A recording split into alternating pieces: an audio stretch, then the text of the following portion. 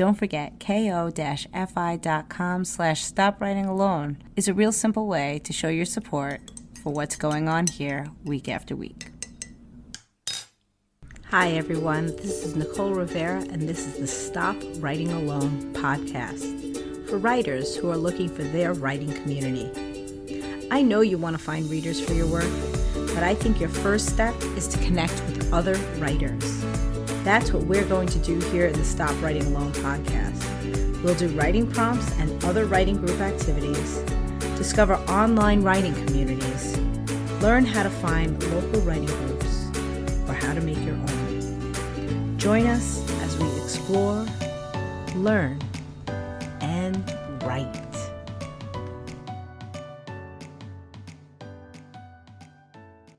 Support for the Stop Writing Alone podcast is brought to you by Kim, the Coloring Book Coach. Did you know you can heal your heart and more through coloring and the other fun services Kim offers as a Reiki healer and intuitive?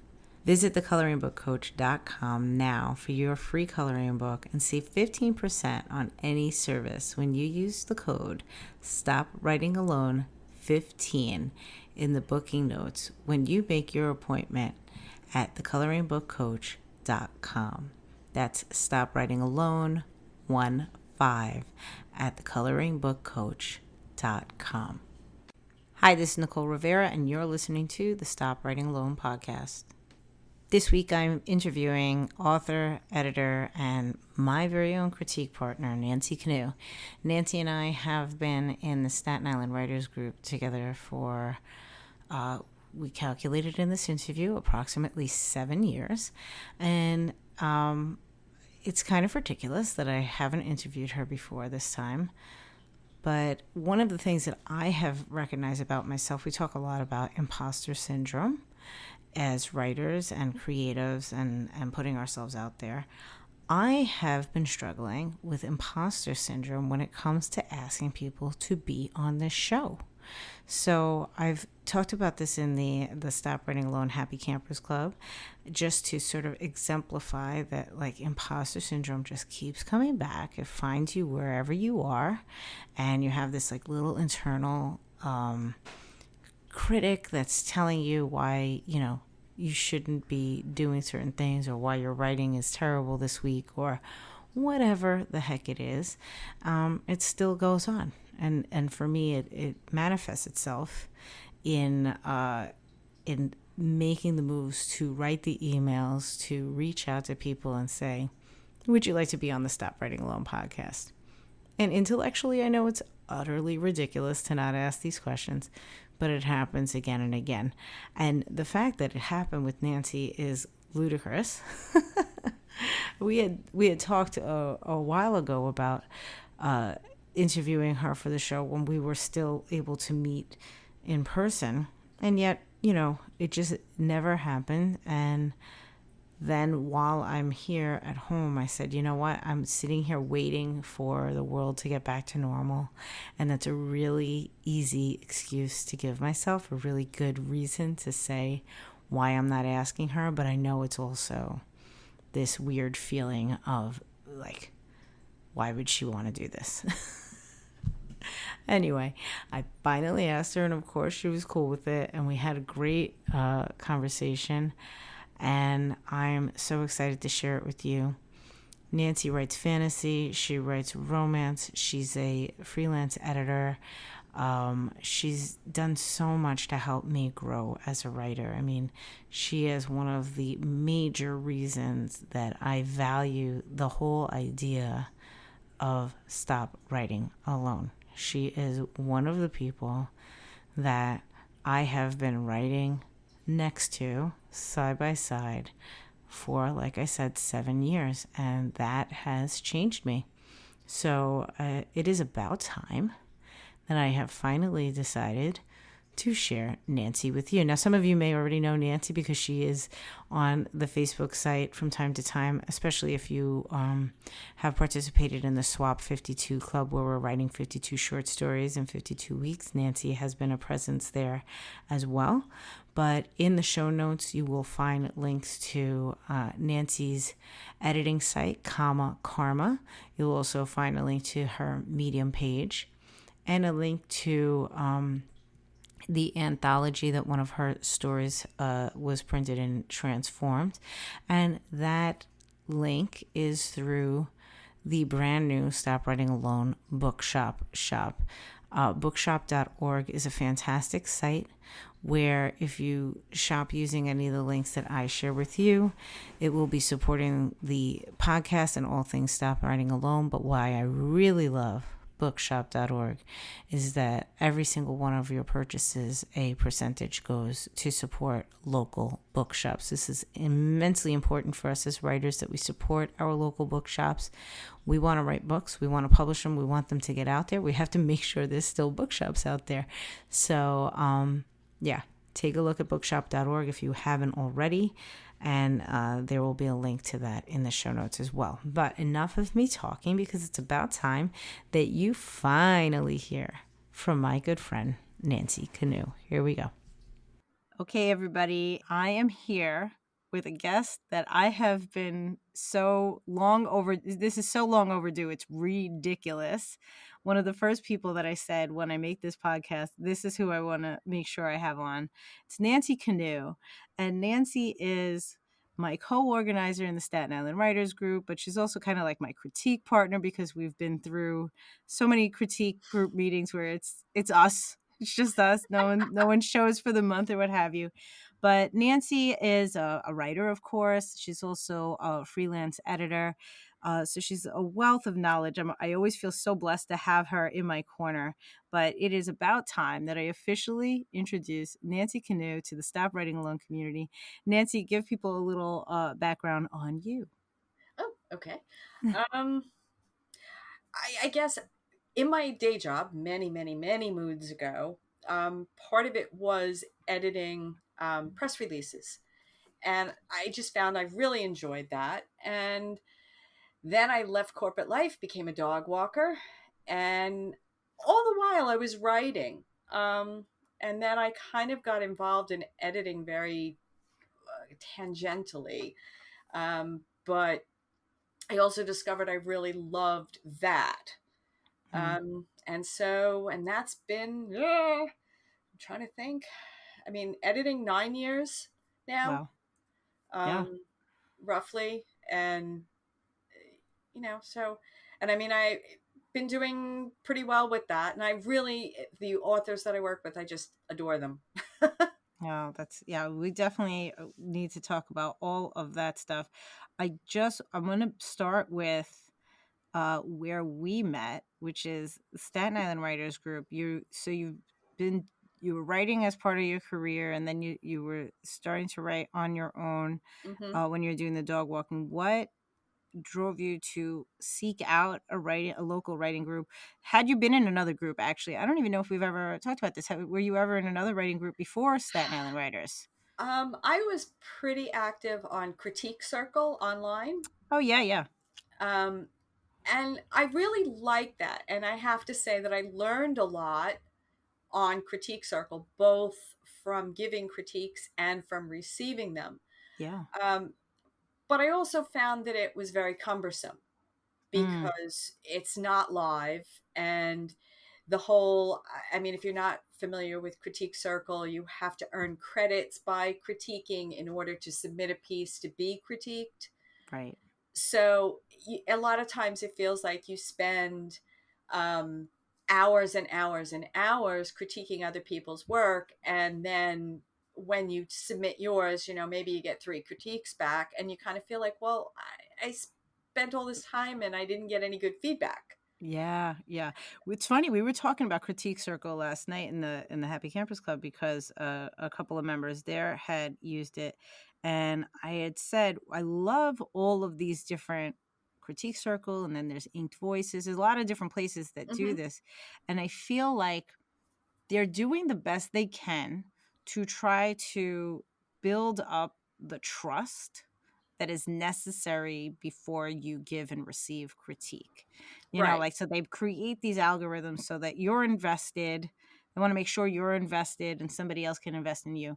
But I struggle with the fact that it's not, like you said, live, or that it isn't an authentic like connection with the person that either I'm critiquing or you're critiquing. But I'm sure after you do that for a while, you start to get to know certain writers here and there.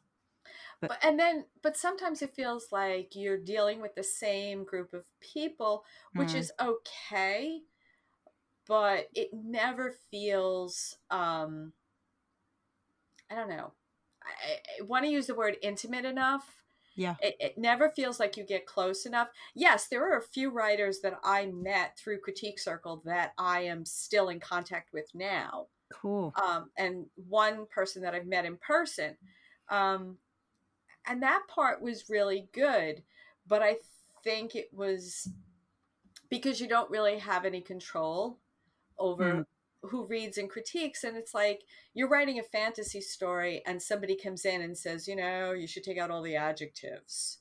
I was like, really? No. Like, I think you're missing the point here. Right. You know, Need a little more than that, bud. they're like, oh, there's too much description, and you could really just pare this down and make it more spare in the Mm. narrative. It's like, yeah, but I'm not writing noir. Right, right, yeah. Oh, that's interesting. So there's not. I'm trying to think if I've looked into Critique Circle. They don't have like genre groups or anything. It's just sort of like read what you can, get what They you can. do. They do have genre groups, but a lot of times people kind of skip around I see. and they're trying to gain points. So like they'll look for something that's short, say, Yeah. that they can do it and oh, I'll get 5 points for this and it won't take me that long. Yeah. Yeah. It's like Whether it's their wheelhouse or not. right. Yeah. And while I'm all for exposing yourselves to as many genres as possible, Yeah. um, to just get a feel for different things, and because sometimes you surprise yourself, you Definitely. know, or maybe you read fantasy or science fiction when you were a kid and got away from it as an adult for whatever reason, and it's like, well, maybe you should try it again, Right. you Right. know. But I think some people are like very much like people who say I only read literary fiction. It's like, please don't critique my fantasy, please, Right, exactly. Right. please don't. So it was that lacking that intimacy, did it make you just say, Yes, I need yeah, live people. and Does it's this also exist? yeah, and I also thought it was kind of important in a sense because I mean, you want to stop writing alone, you know, Thank you, and Nancy. Thank you. you're welcome. And so you think, how can I do that? And it's Yes. scary. So, Terrifying. Oh yeah. right. So, like, and then it was like I happened to go on Meetup and I was like, oh, okay, this is local. It's like, if it really absolutely is horrifying, I won't ever go back. Exactly. Exactly. And it ended up, it was so much better than I thought. Mm. And, and it wasn't like there were people in the group who were good writers. Great. So I kind of felt like, okay, this is good, you So know. I'm thinking, Nancy, do you have a timeline on that? Do you remember when you started in Staten Island Writers? Because You were pregnant with I Alex.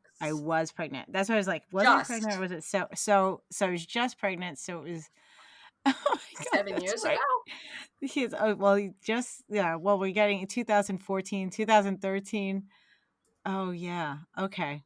Right, cuz I remember you guys you Hmm. guys remember had the secret celebratory baby shower for me Right, and I that was you didn't too come sick to. to come.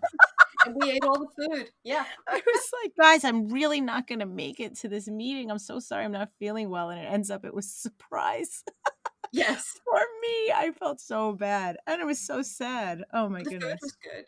You guys had a blast. I know. The pictures were awesome. Oh, that's right. So that is back when I was pregnant. So yeah. All right. So that's a long time ago. Yeah. All right. So you came, you saw it wasn't too shabby and then you started to help me out with running the group and everything, which was wonderful. So one of the things that we do over at Staten Island Writers is that we have like all these different types of groups, right? We do the write-ins, we do the writing prompts, and we do the critique. So was it one thing that pulled you in, or was it sort of like this whole idea of just like you said, trying to stop writing alone? That you were looking for, like coming from Critique Circle, were you like, oh good, I found a place that has critique, or was it just the whole idea? I think it was both. Okay. I liked the idea of the writing prompts. To me, were a great exercise. Mm-hmm. They were always a way to kind of polish um, just your writing skills, and like Yeah. kind of, and also because it was, you had to do it on demand. You couldn't sit there and think for three Right. hours about what do I want to write about this. You had to just sit there and do it. Yeah. And I think for some people that's really, really difficult. And on the other hand, I think that kind of getting into that of doing that sort of thing, where in 30 minutes you produce a scene of some kind, a short story, whatever it is, and it kind of teaches you things that you can carry over into writing longer pieces. Right. Yeah. Yeah. It's good stuff. You know, I love my writing prompts. Yeah. So you have been invaluable to me personally, and I know everyone else in the group as well, because of uh your wonderful editorial mind. You're always, I mean, we have that feeling. I think anybody that gets their first piece critiqued by Nancy, it's like, oh sweet lord, there's so much comments on here. There's so many comments, and you're like, oh, I'm okay. So I'm just curious, when it comes to critiquing and all your editing, is there a like a bunch of like incredibly common mistakes that you keep seeing over and over that you just wish people would cut it out already? Like, is there a thing that just keeps happening over and over with new writers, or is it such a diverse? There's not the one. Um, I think one of the things that I see, and this has kind of become a sort of a passion of mine, is encouraging writers to find their voice. Hmm. Yeah. Find something that makes their writing stand out and sound like them, as a Oh, yeah. which I think is, because a lot of times you see stuff by like first time writers or people who have started writing, and it doesn't matter who's doing it, but you could put five little stories next to each other and they all sound like they were written by the same person. Interesting. Yeah. Yeah. And I am still trying to figure out where that comes from or what to blame. I was just gonna ask. Yeah. Okay. Good. So no answers yet. I mean, the only thing I think of is that when you first write in school, most of the stuff you're doing is nonfiction. Yes. And it's not until later where you start to get asked in class to write things that are completely fictional. And, Right. and I think some kids who are maybe just more writers to begin with, find it very easy to find a voice, a way of writing that expresses their personality in Yeah. words. Whereas I think a lot of other kids get stuck in that nonfiction voice, Hmm. which is very factual and very, first we did this, then we did this, and we went here, and we had a good time. And Right, right. Yeah, very interesting. No, that's true. Just like lay it out. This is what happened, and that should be enough. right. And Yeah, and then like they try writing a story and then they get very frustrated because they're like, why, you know, why don't people find this entertaining, or why am I getting criticized for this? yeah, And and it's like, because doesn't sound like you're telling an interesting story. yeah. You Um, told me everything that happened, but like, where's the love? Where's yeah, Where's yeah. There's no, and I guess it's sort of like telling a joke. You could give the same material to three different people and ask them to tell it, right, and some people it'll be hysterical, some people will be funny, and some people you go, yeah, no. right. Um, so that's also, you Yeah, know, well, we see it, I think, in with the Staten Island Writing Group when we do a prompt, and you give five or six people the same exact prompt, yeah, and people come up with six different stories, six completely totally different different. stories. And sometimes you can hear, like, if when you're listening to it, you can hear, this is, I know that Nicole wrote that, you Right. know, Yeah, yeah.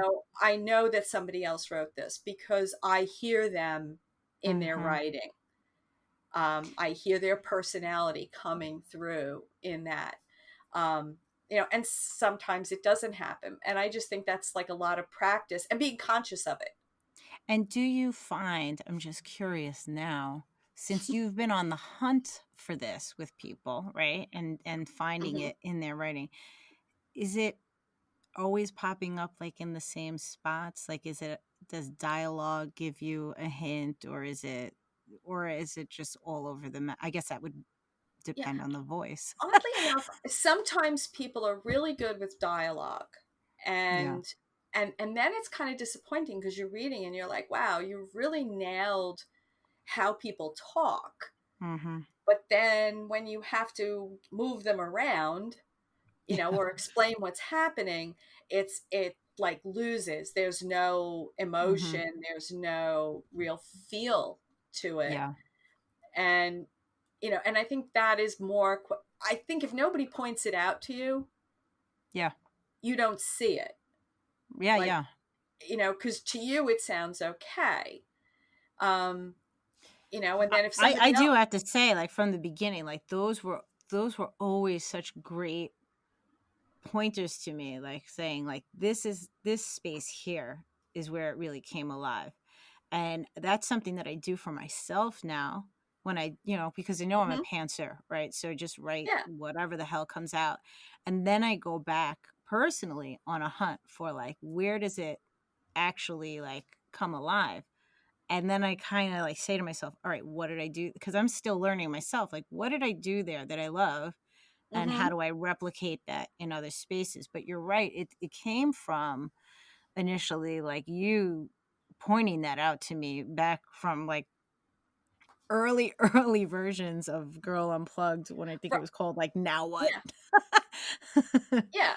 So it's really, you're And right, having that pointed out to you and then training yourself to sort of find it after that is and helpful. to look for it and to think about it, to do it Mhm. consciously, Yeah. because I think if nobody tells you that you're doing it, how do you know that you're doing anything wrong? Like, and it's And not right. wrong. Like, that's the Right. other thing is that what I Hmm. find, and I always say this to people when we're talking about critique, like, we're always thinking about we want people to find our mistakes. But Right. some of the most valuable stuff that I've ever gotten from critique, and again, I credit you with this, is pointing out, like, what went right. Hmm. This section here, this dialogue here, this really pops or what have you. And that's, either in big pieces or even when we do the writing prompts and like, oh, I love that part there. And I say, yeah, what was it about that Yeah. that I can then do again? I think it's so important for people to, yeah, to give that kind of feedback as well. Yeah. And sometimes I think you, I mean, I've seen it with your work because a lot of times I've seen multiple drafts of Yes. the same thing, God bless which, you. um, where I've seen that, where in the beginning it's like, okay, this is good. And the second time it's like, yeah, yeah, yeah. Yeah, it's getting better now. And then it's like the next draft or whenever, it's like, now you've got that character nailed. Yeah. Yeah. And Yeah. I think it's kind of like, um every iteration of the story, you find their voice a little bit more, Right. Yeah. I and mean, for until you. me, that definitely how it works because I'm a Right. Cancer and Mhm. I'm plot driven first. Like that's how my brain works. So it's like first Right. draft is like what the heck happened. And then I reread and I'm like, I think I know who this is, And then by the Yeah. third time I'm like, yeah, she's living in my head or he's living in my head. So Mhm. yeah, it makes And then perfect all of sense. a sudden it's easier to go back and say, "Okay, they wouldn't have said that. They wouldn't have done this. And yes, Mhm. Right. this right here, that's what they need to do." Yeah. And that it's getting familiar. I don't even know though if you're a plotter. Getting If to it know your characters is a progression.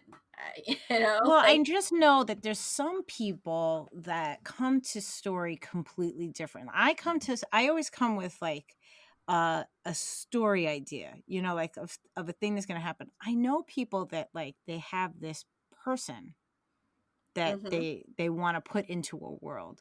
So I feel like maybe if you're that kind of writer where your character first, that maybe you just have a sense of this, like, really cool sort of person that you wanna thrust into a situation. But I agree with you, if you're a plotter and it's still that you're plotting the story arc, yeah, you mhm. still have to discover the people as you And go along. and sometimes you have to put the character, you have to write them in a situation, and all of a sudden you're like, "No, that's not Mhm. them. Like, Yeah. that's not what they would do." Or you Absolutely. reread a scene and you're like, "Why isn't that scene working?" And Yeah, it's like, yeah. "Oh, wait, they'd never do that." Right, right. It's funny because last night, every Wednesday night, there's a Twitter chat, writer life chat or writer's life chat, and I think it's the second week of the month. Every month she does a role play chat. And I just Mhm. shared it on the Facebook group because I was like, this is one of those opportunities to thrust your character into whatever questions they're going to ask so that you Right. can get to know them better, because we can do it as we write our story. And then some people like swear by those character Yeah. interviews those don't really work for me, but thrusting my character into various situations is helpful. So sometimes doing something like a role play like that could be fun because people will come up with questions for your character that you wouldn't even think of, and you're like, wait, what would my character do there? Right, So, right. I mean, I remember, I mean, I'm thinking about this one story that I wrote in response to a prompt, and I honestly went into the story thinking I knew who these two characters were. mm. And I started writing, and I'm like, okay. And then I started writing this one scene, and I'm like, oh, they are not who I thought they were. And Wow. at that point, I had to go back to the beginning of the story and rewrite it Mhm, mhm. because as I went along, I got a better sense of them when I started throwing them at each other and they were talking and interacting. And I'm like, oh, yeah, no, that's not who they are at all. I had them backwards, basically, Oh, interesting. in terms of character traits. And as soon as I stopped trying to make them be that initial character, the story went along great. Yes, yes. Anytime I find myself, like, fighting against the muse, I guess, it's a Hmm. nightmare. And then once you finally, like, give it over and you're like, "Oh, that's what you've been trying to say? Fine." Then everything I'm starts good. flowing. Yeah, it's all good from here. Well, so actually, this sorta bridges me over to something that I would love to talk to you about, and that is your characters in general.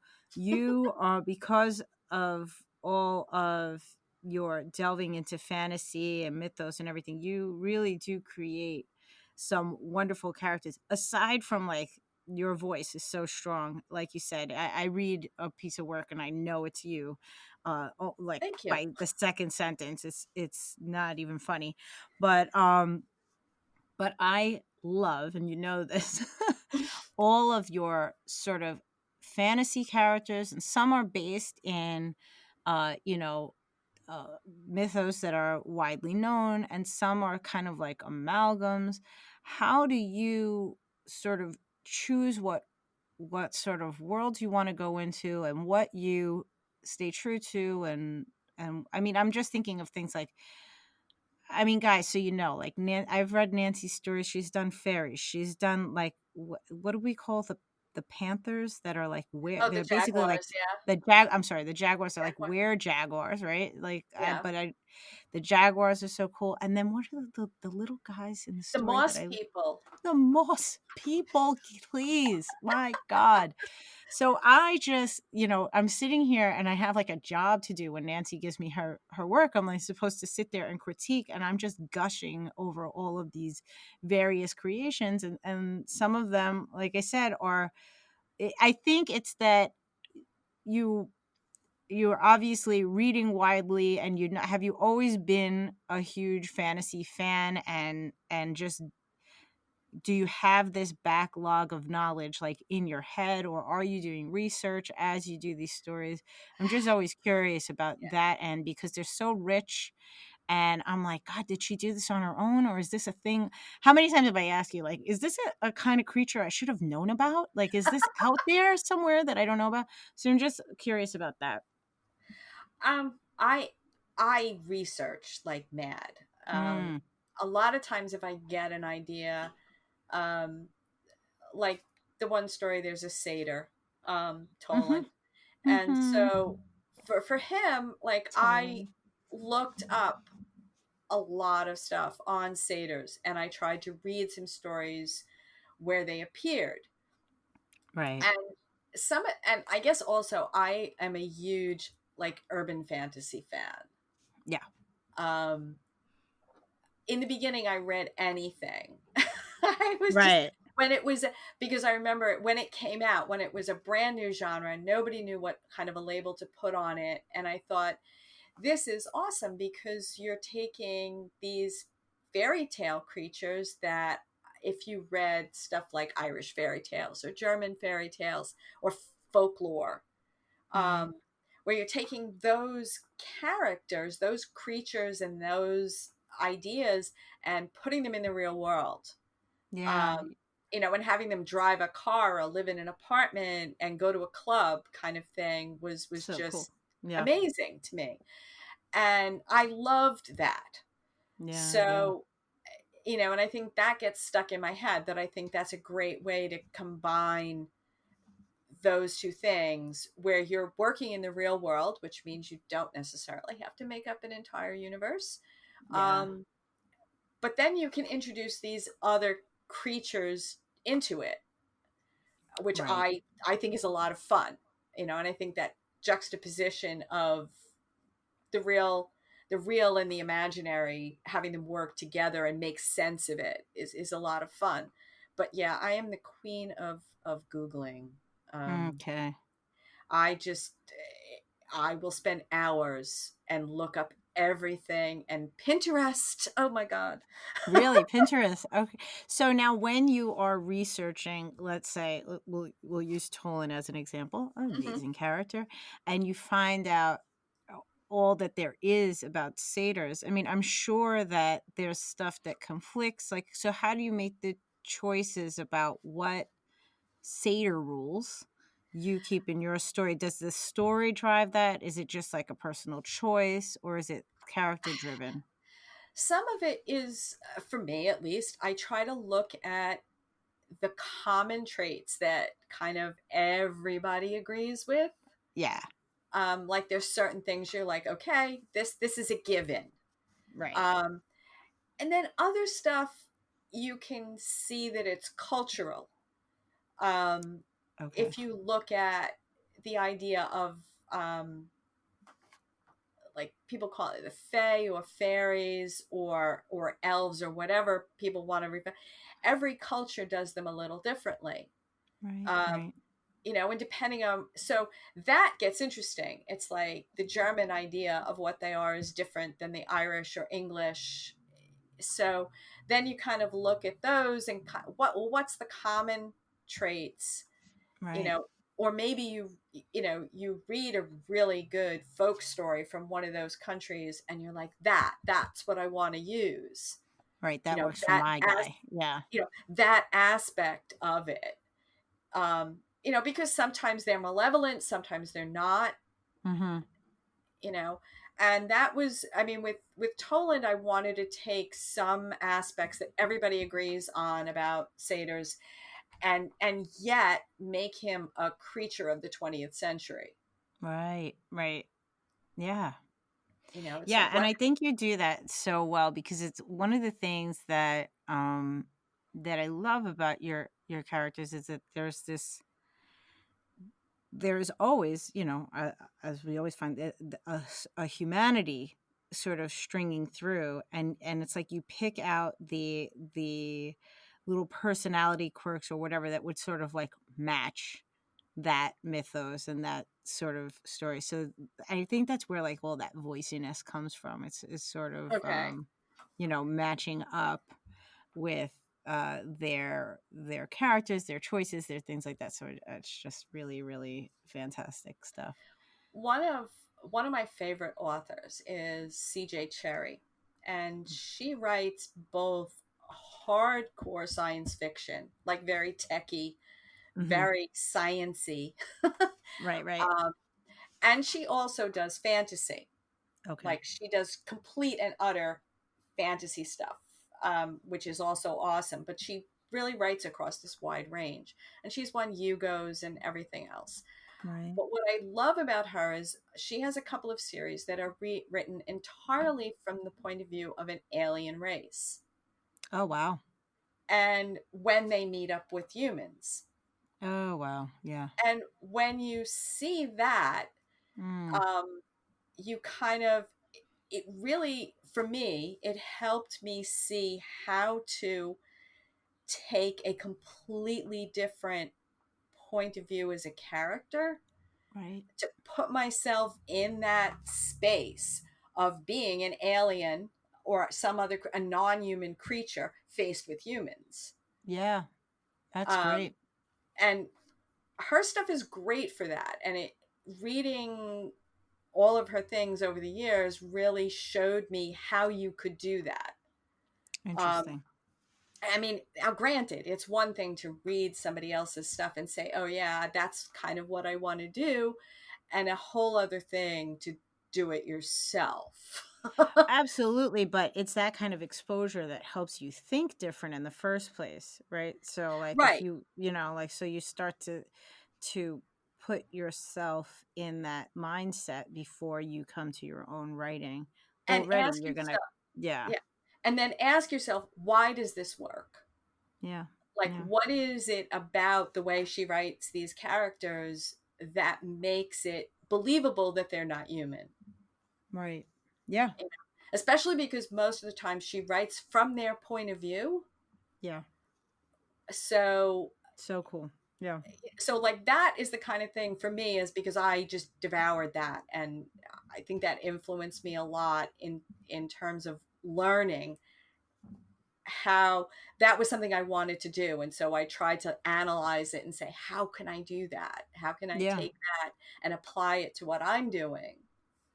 Yeah, and it totally works because just as I can identify your voice when I'm reading your work, I can once I get into your story, I can identify the human voices versus the whatever is the creature in that story, and I say like this person's not this person, this character is not human, and I can tell by the way they're sort of uh, participating in this story. So it's there. It's just very interesting to me. It's like you've really embraced the urban fantasy aspect, that they are clearly not human and yet they still fit into in some way into the human world. So it's really, really cool.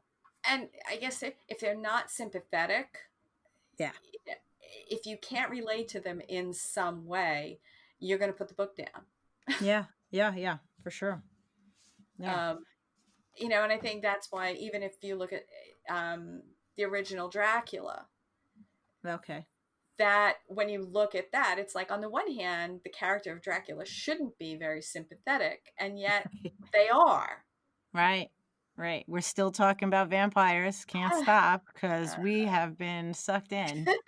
Oh, did I say sucked in? Come on, Oh, Nicole. Oh, damn it. hard not to go there. I know. I hear you. Well, this and that, I guess, in a way, segues me to another strength of yours, which is writing romance and writing relationships. What are your tips for people to anyone that's interested in writing relationships, or like all of this stuff to sort of build not just a love, but also the hot and steamy scenes that we get when we are having these true connections between two characters. How have you sort of were you always into writing romance? Because it's clear that you've been into fantasy and folklore and things like that. How did you get there, and what would be your tips for anybody? Oh, really, really bad romances from the 80s. Okay, all right, there you go. I mean, and they were awful. I mean, let's be honest. I mean, Or you go back. were they wonderfully awful? Like because there's awful and then there's wonderfully awful that you I just mean, have to do anyway. this is when you had Jackie Collins, was like a huge thing, and you had like Right. all of her stuff, and I can't even remember the other author, but it was like Is Sweet it Savage Danielle Love. Steele? I was never a big Danielle Steele fan, mostly Okay. because I always felt like she was, at least for me at the time, she was never graphic enough. She was kind of a fade to black kind of a thing. Use your imagination. Right. And so that, but like some of them, um, some of the books from back then, I mean, they were, for the time, they were unbelievably graphic. Right, right. And they were criticized as porn, Oh my and gosh, I don't remember that. That's funny. like people were like, oh, this is just porn, and it has no value, and yet they were huge bestsellers. Right, People ate them up, um, and I think because you had at the same time you had like the Harlequin romances, which they kiss on page 5 and they hold hands and they do this, and at the end they get married, right, right, and then they right, have, and then they have sex. right, right. Got You to know, go in order. right, it has to go in order, and if you have sex before that, you get pregnant and bad things happen to you, and you're the bad girl, and obviously you're not the heroine. Um, Obviously not. Um, you know, I laugh, but those are like legit rules, right? Like are yeah. these like romance So has like set in stone sort of like if you want, steps. if you're going to write traditional genre romance, one of the things is there has to be a happy ending. Um, Right. and The HEA. right, Happily ever happily ever after. after. That Right. has to be there. Now you can have an HFN, happy for now. Um, Right, right. but that's okay if it's a series and you make it clear that it's going to be a series Oh and maybe dear things Lord. will work out. But people get really angry. Right. Right. It's like, what do you mean they're not together? Mhm. And what do you mean his wife died? Like, eh, That's people, not happy. no, it's not. It's not happy. So, and there's so many tropes for romance that I think it's easy to just fall into them, and it's just like, oh God, this is horrible and boring. And I don't care about these people. So Right. I've So always how do you I've stay within the always rules and still keep it, I mean, intriguing? some of it I think is trying to and I hate this expression, but like trying to keep it more real life, um, Mhm. as opposed to falling into the step 1, step 2, step 3, like this is how the relationship goes. Mm. While there is a lot of validity to, there are steps in a romance, and if you follow them, people will believe that that couple is in love or Right. meant to be together. And um, that's something that I kind of always have in the back of my head, that there are these steps that have to happen in order for readers to believe that these two people are going to be intimate at some point. Right. Right. As opposed to just saying, oh, they went out on a date and he thought she was the most beautiful girl in the world and he fell madly in love with her. It's like, okay, you could tell readers that, but unless other things are happening, they're not really going to believe you. Right. Right. Yeah. Um, and from that, I think it's listening to conversations around you, um, Interesting. listening to people interact, and I know my husband complains about this all the time because he'll read something and he's like, I am really appalled at how much you steal from our lives.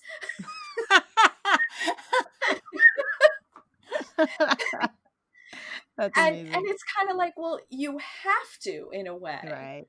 You know, Right. you have to, I mean, maybe that character isn't you, and maybe it isn't somebody you know, but maybe you've taken something from an ex-boyfriend or an ex-girlfriend, you know, some Right.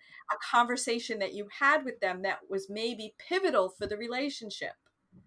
Does that And ever become an issue, Nancy? Does your husband read it and say, I didn't say this? Where did this come from? no, because I'll never ever use like an exact conversation. I Right. think more it's jokes. Okay.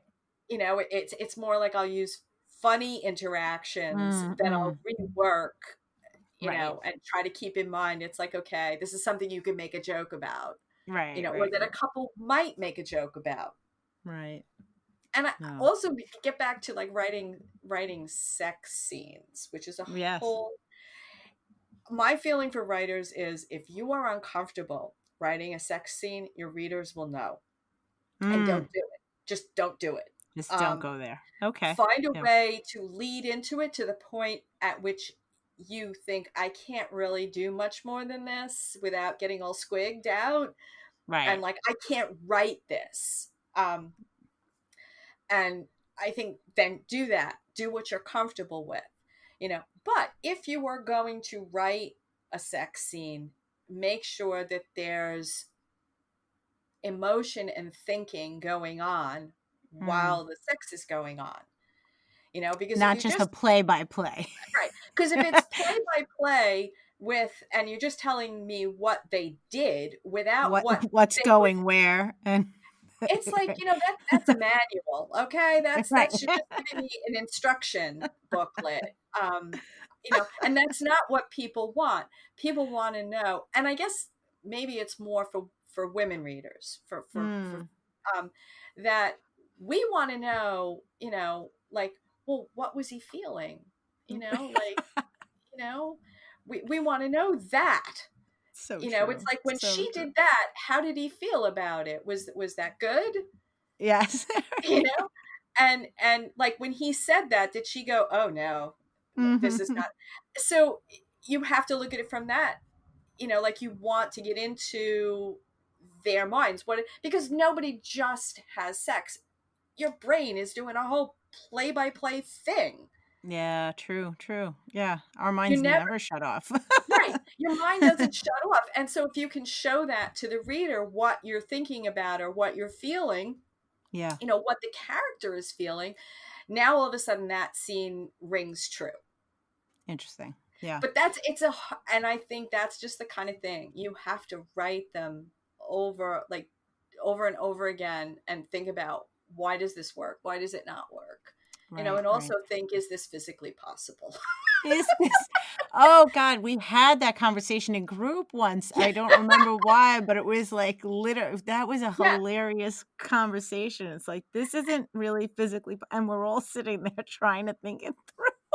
right. And it's like you could see everybody going, Um, no, no, I guess you couldn't. that's too funny. Well, just at the beginning, you said, like, don't write it if you're not comfortable with it. Mhm. Was there a time where you were less comfortable and you did anything to sort of get comfortable? Or was this something that you were always like that because you read so much in the 80s that you were like, yeah, I'm ready for it? This is really really sad, but I remember writing like romantic stories with sex scenes in like high school, Oh and my and gosh, I love it. I love and, it. That doesn't surprise me, Nancy. like I just remember, and now every once in a while, like one will surface, like I'll find an old notebook, and I'm like, oh my god, what was I thinking? Like this is Hilarious. so awful, and but I was like, okay, in the context of a 14-year-old, Of what you knew, you know, right? of What what could you you do knew, then?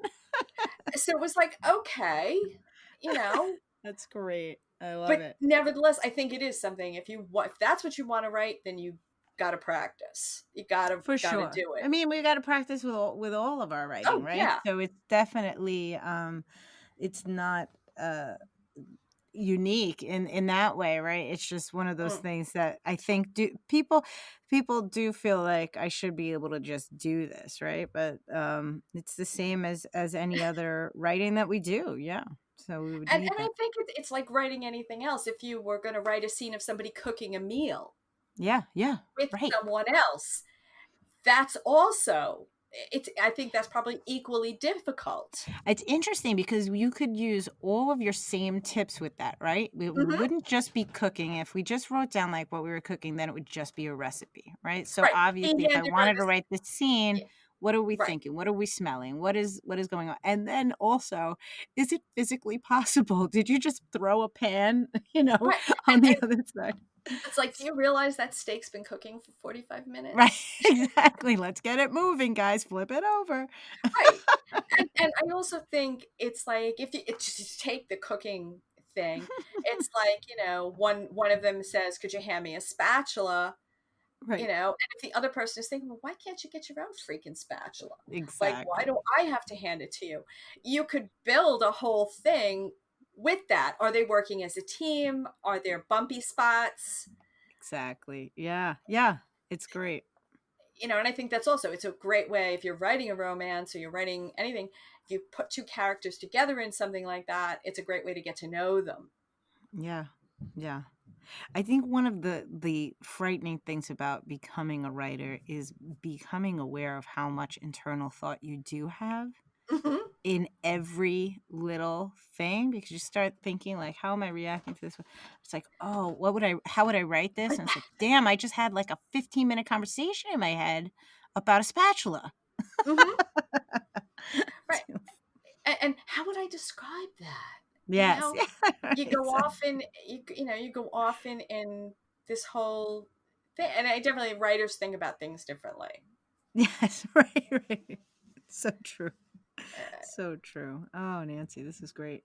So, when you're working with other authors, and because you, not just in our critique group, but also when you're doing your editing, um, I know you've worked on like series of books with people, you've worked on anthologies, you've done um, a lot of lo- romances, a lot of lots and romance. lots of work with people. What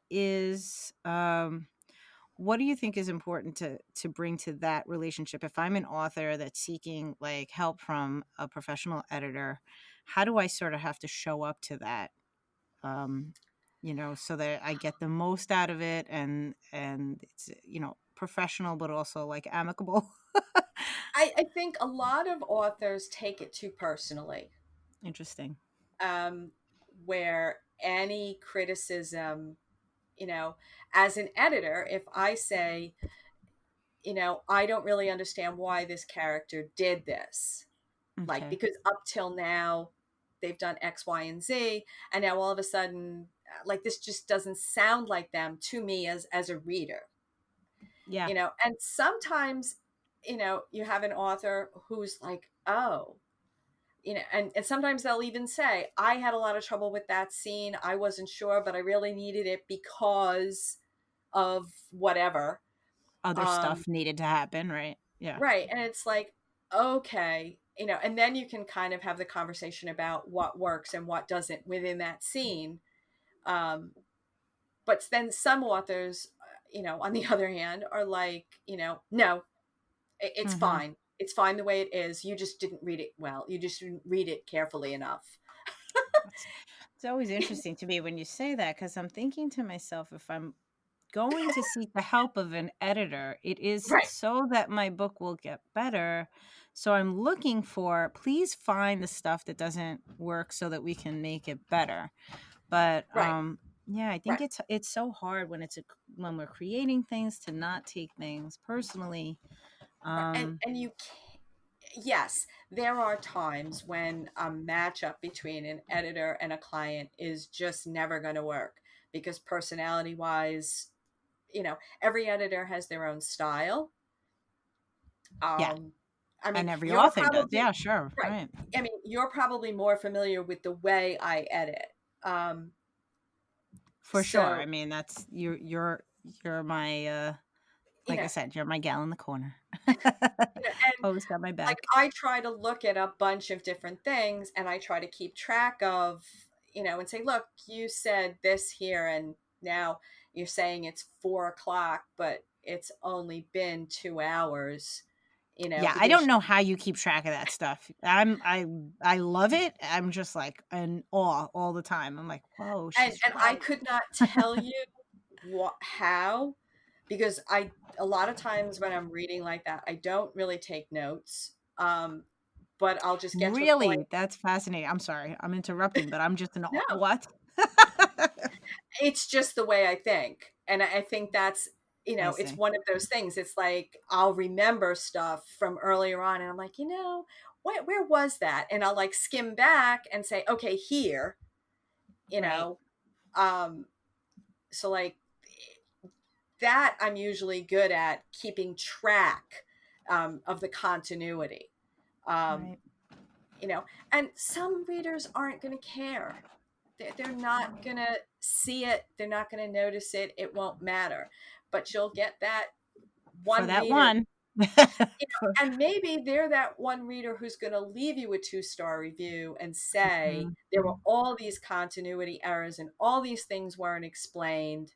For sure. Uh, so, and I guess the other thing to me is research. You know, I don't care what you're writing about unless it's a subject that absolutely cold. And I mean absolutely cold. Look it up. And Nancy, do you recommend that people do that like after a first draft or before they get started, or is it just like dependent on author to author? I think it depends author to author. My feeling, I mean, I know how if I'm writing and I get to a point and I'm like to myself, I'll say, is that even possible? Like, like a classic. I remember editing something with a helicopter in it, and the helicopter flew from this one town to another town. And, I read it, and then I was like, isn't that really far for a helicopter to go? And it wasn't. So I looked it up. Like I like looked at Google Maps. I was like, okay, it's X number of miles. And then I looked at helicopters and I'm like, yeah, you couldn't do it. Right. Like, it just not with the helicopter they described, like with the 2 people in it, like a little one. It's like, no, you don't have enough fuel. So you're Right. going to have to change something, you know? And a lot of authors just, they're like, oh, it doesn't matter. you know? Right. Right. But you're like you said, it's gonna matter to some reader, and I, it's do you well, want it's to sort of deal like, with that? I mean, I don't know if you read a lot of things set in New York City. Yeah. Well, New York is an amalgam of whatever out in literature. Right. But it's like sometimes you'll read a book and it's set in New York City. And I remember reading this and New York Times bestseller. Okay. Oh wow. Okay. And the character ran through the ferry terminal and jumped onto the Staten Island ferry as it was pulling out of the dock. Go ahead. Yeah. Explain why I'm laughing. Explain why I'm Okay. laughing. If you're not from New York and okay, to board the Staten Island ferry for one thing, you're in a terminal and they open doors, these big 2 sliding doors, and then you walk out and then you have to walk down a ramp to get onto the ferry. Long before the ferry pulls out of the dock, they've closed the doors to the terminal. They wait Absolutely. for everyone to get Yep. onto the boat. Then they raise the ramp and then the boat pulls out. Yeah. There is There's no no running and way, jumping. right? It's a There's lot of no way. waiting. You can't get there. You're waiting, and then you're corralled like cows. And you're There's herded no onto, running. but it was one of those things, like they wrote this and to me it was like, if they had written like somebody jumped off the monorail at Disney World, Right. which if anybody who's been to Disney World, it's like, but the windows don't open. Right. Right. Like, Right. how would you do that? Right. And to me that was the same thing, and it was like, didn't anybody research this? Right. Yeah. Yeah. Yeah.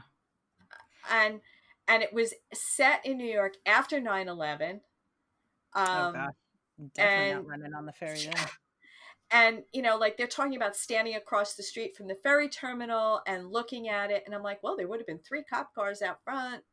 Yeah, yeah, for sure, for sure. Like, and they're like, oh, where can I go to find a policeman? Right there. Oh, everywhere. So to me, it so much didn't ring true. Interesting. Yeah, yeah, yeah. Or people have they're in New York City running through alleys. We don't have those. We don't know. We don't have And, those. and I always wonder about that. And I'm like, I know other cities do, Right. but we don't. We don't have We have those. things that are called alleys, Yeah. but they usually have gates on them, so you can't Right. get in there. Yeah. So I don't know. But to me, that goes back to research. Interesting. And so, like, I know you talked about it before, and I know because we've been together for so long, you do a lot of, like, obviously Google, but Google Maps is a great resource for stuff like that because we can do that And you can street view drive down the stuff. street. Yeah, you just go on a street view and drive around a city. So it's not like I just want to like make it clear. It's not that Nancy's saying like you need to be from New York City because there's so much available to us now that you can find this stuff out without leaving your computer these days. So it's amazing. Yeah, and I mean, Yeah. go on Quora, go on somewhere and say, has anybody ever been to X in New York Because the City other that thing, could right? describe it to me? Crowdsource it. Damn, Right, it's true. right. Oh. Instead of, just saying, well, nobody will notice. Right. I think, part of that comes from the fact that we're writing fiction. We're so used to making stuff up as we go. Mhm. But then there is a line. Like if your setting is something that actually exists, then we're done with the make believe for a moment. And you have to sort of bring in that reality. Even if If you're that's your setting. right, even if you're writing fantasy, though, let's say you've decided that the universe you're creating is sort of medieval Venice. Uh-huh. Yeah. Like it's 15th century Venice, only we're not calling it Venice, but that's sort of what it is. Right. Um, then do some research. What did the buildings look like? What did people eat? What did they wear? Right. So that you can kind of, we're not saying, like it doesn't have to be 100% authentic, but at least make it sound like what it's supposed to be. Yeah. Yeah, for sure. As opposed to just saying, well, it's my world, I'll make them wear whatever they want. Yes. But you're trying to make me think that it's this 15th century city with canals and, oh, look, the Machiavellis, like, Yeah. like on the one hand, you've got all this whole setting that sounds just like a real place. So make it more real by Yeah. doing a little research. And Yeah. that's what I see people blow off is, it's like, well, I'll dress them however that I want. Yeah. Yeah. Yeah. It Yeah. does make a huge difference for sure. I know that you even helped me with that when I was doing Girl Unplugged too. Just like I distinctly remember like I had a subway station. It was either like in the wrong spot or it was something like how do we take a train from here to here? And I'm like, oh damn it, that's right. Okay. Pull out the subway maps. Let's go. Let's check this Right. out. Because this is a real place that I'm setting this in. I can't just like make stuff up as I go along when it comes to that.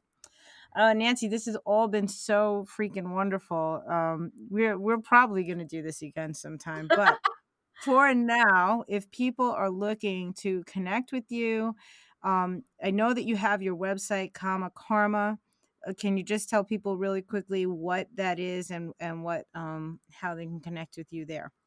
I have an editing, the name of my editing service is karma.com. It's Karma, Karma.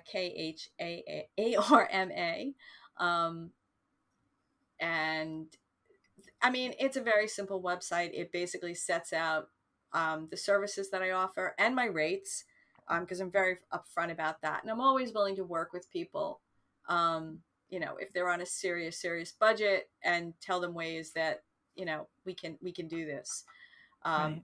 And especially because I do work with a lot of first-time self-publishing authors, and they don't have a ton of money to spend. Right. but they still want to do a professional product. So Definitely. yeah. And I mean, I'm not, it's terrible. I'm not a real like social media person. No, Um, but that's not, as long as people have a way to connect with you, I think that's more than enough, because there's a lot of people and there's a huge push right now for people to step back from social media. So you're not alone on that at all. But yeah. And I mean, I know, so Nancy does lurk around the Stop Writing Alone community and the Swap 52 club. So there's another space to possibly tap in if you and see I'm her. on Medium. Oh, yeah, yeah. Right, Medium, exactly. So you have your Medium page. So I'll put a link to your Medium page and Karma, of course. And that will be a great jumping off point for people if they want to find you. Okay, awesome. Anything else that you would like to share with the Stop Writing Alone community before we say goodbye today? Um, Stay safe, wear a mask. Yes, please. Yes. From a true New Yorker. If we got out of this, you can too. That's right. That's right. All right, Nancy. Thank you so much. It has been wonderful talking to you Been today. it was a great time, really fun. We'll have to do this again, definitely. For sure. Okay. Quick reminder to check out the sponsor for this week's episode, and that is Kim at thecoloringbookcoach.com. If you use the code Stop Writing Alone 15, Stop Writing Alone 15, to book any of Kim's services, you will get 15% off. Kim is an amazing healer, intuitive, great friend to me, so I can't recommend her enough. But if you want to get a sense of what she can do, please check out on her website. You'll see her podcast, Fall in Love with Yourself. There's a couple of episodes ago, where we recorded an intuitive session that she did with me, and you can just hear the wonderful help that she gave me in that instance. And that is just a tiny sample of what she's done for me over and over again. We've been friends for about 2 years now, and it's, this is an amazing opportunity to connect with someone who is going to help you fall in love with yourself, be your best self. I can't recommend Kim enough. So thecoloringbookcoach.com, and you can get your free coloring book, and also check out Kim's services and use that code Stop Writing Alone 15. The other quick reminder, don't forget to go check out the Stop Writing Alone bookshop. The link is bookshop.org/shop/Stop Writing Alone. And there you're going to find, I started curating stuff. You're going to find a shelf of books that's from all of the guests that we've had here on the Stop Writing Alone podcast. We've got a bunch of writers here, right? They publish books. If you've been looking for all of the books that they have written, that's one great spot. I also made a shelf for all of the writing prompt books that I love and have been using over the years, and different tools. I made a shelf of fun notebooks that I have that they sell at Bookshop. And I also made a shelf for the Happy Campers reading list, because we are reading books together in that group. Of course, last month we read Writing Down the Bones by Natalie Goldberg together. And we just announced this week what we will be reading in August, and that is Story Genius by Laurie Crone. So if you're interested in those books, if you're interested in the book where Nancy's story has been published, or any of the other guests that we've had on here, go check out bookshop.org/shop/Stop Writing Alone. And don't forget, not only are you helping the Stop Writing Alone podcast, but you're also helping local indie bookshops. It does not get better than that. That's it. I just want to thank you again for listening. Don't forget, if you haven't already subscribed to Stop Writing Alone, subscribe, share, write a review if you haven't. All these things are so helpful. And also this Friday, like every Friday, head on over to YouTube, to the Envy Rivera channel, if you want your next short story prompt. Remember that in that channel, we are tackling 52 short stories in 52 weeks for the year 2020. We have passed the halfway mark. We are now into week, is it 28, 29? I'm losing track, guys. I know I'll be at 30 by the end of July. So that's it. I'm so grateful to have you here. You really helped me show up in so many ways. Thank you for listening. Happy writing, and I'll talk to you next week. Before you go, don't forget to subscribe to the Stop Writing Alone podcast wherever you're listening to this episode today. Then connect with us on Facebook at Stop Writing Alone Facebook page or in the Stop Writing Alone with Nicole Rivera Facebook group. Check Instagram or Twitter where I'm at NV_Rivera to find links to our email newsletter. Happy writing. See you next week.